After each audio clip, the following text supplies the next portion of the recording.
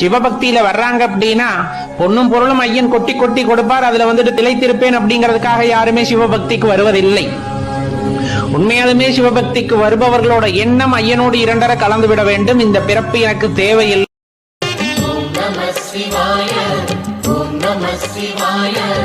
உலகையாளும் இனிய நாமம் ஓம் நம சிவாய.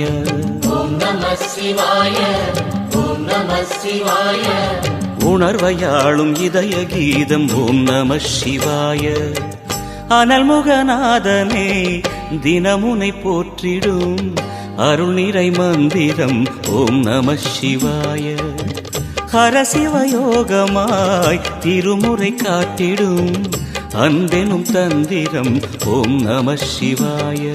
சிவாய நம சிவாய எனும் நாமம் அது விடாத வினை தொடாதபடி காக்கும்.